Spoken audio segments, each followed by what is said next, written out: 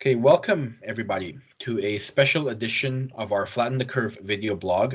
My name is Daniel Fung from MoveUP's Communications Department, and here with me today is my friend Anderson Charles. Anderson is a MoveUP member who works at BC Hydro. He is an executive board member with MoveUP, and he's also a member of our union's Human Rights and Multicultural Committee. And normally we conduct this video blog in a back and forth format with Q&A, but now this is a time for us to listen. So Anderson, the stage is yours. Thank you, Daniel.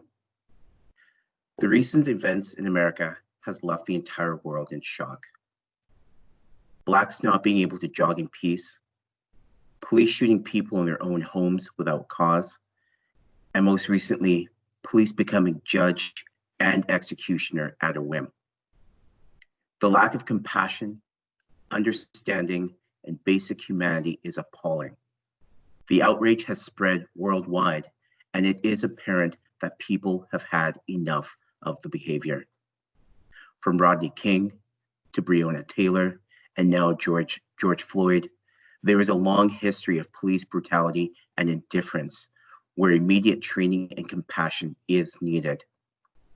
For Ahmaud Arbery, it's a case of racism where a group of people found it necessary to take a man's life without care due to the color of his skin.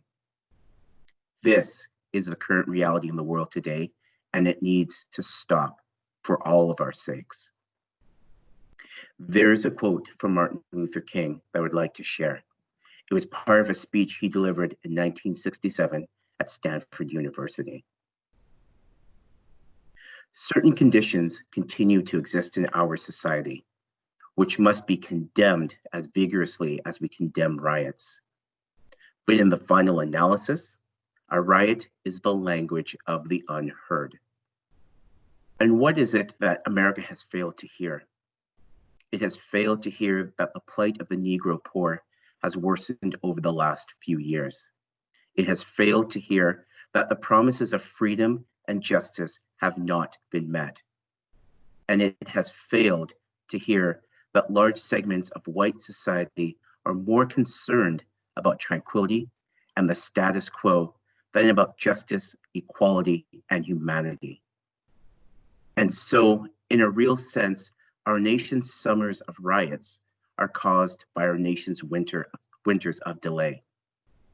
And as long as America postpones justice, we stand in the position of having these reoccurrences of violence and riots over and over again.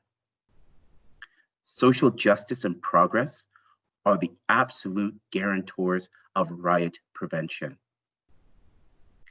This quote summarizes the rationale surrounding protests and riots seen around the world.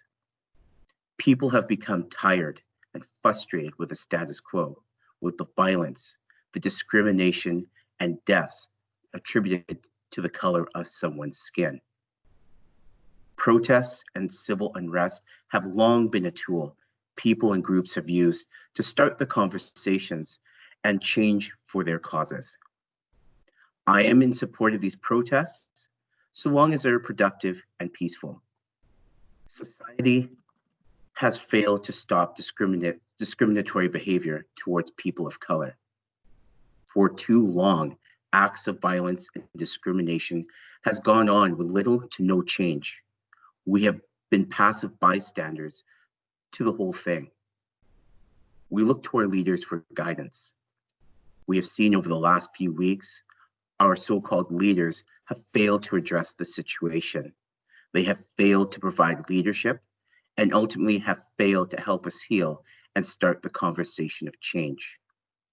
In America, we see Donald Trump making horrendous statements about protesters, failing to denounce the violence against persons of colors, and generally adding fuel to the fire. Looking closer to home, Justin Trudeau's 21 seconds of silence speaks tons on the state of things in Canada and its long history of discrimination towards people of color and Indigenous people. The steps towards change that need to happen now would include empathy, understanding, and I think compassion. The longer we listen to one another with real attention, the more commonality we will find in all of our lives. That is, if we're careful to exchange with one another life stories and not simply opinions.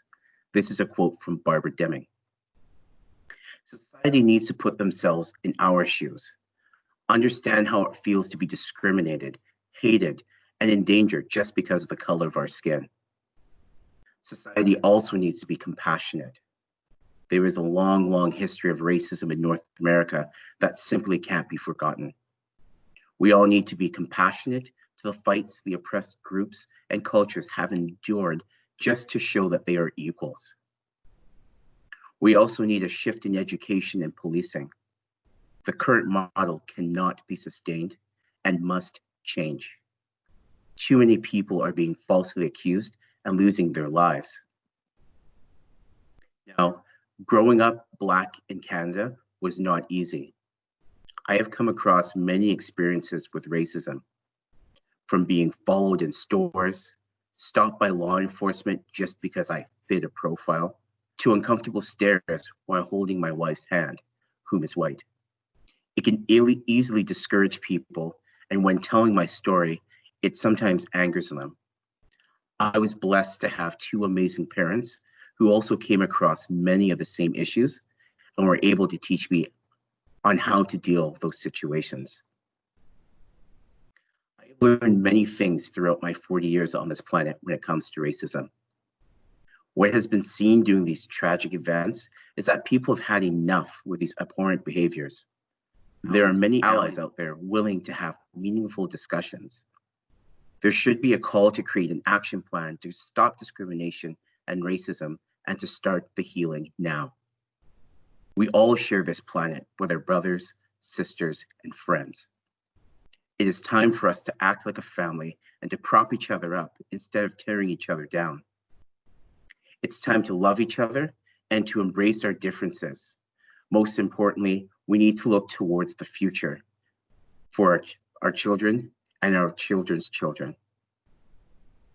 One day, our descendants will think it incredible that we paid so much attention to things like the amount of melanin in our skin, or the shape of our eyes, or our gender, instead of unique identities of each of us as a complex human being. This is a quote from Franklin Thomas. We can all start to make a change by educating ourselves, understanding our brothers, sisters, and friends. Get involved and be part of the discussion towards change. Look to donate towards a local cause. Now, I'd like to end this with another quote from Martin Luther King Jr. that I hold very dear to my heart. I refuse to accept the view that mankind is so tragically bound to the starless midnight of racism and war that the bright daybreak of peace and brotherhood can never become a reality. I believe that unarmed truth and unconditional love will have the final word. Thank you all for taking the time to listen.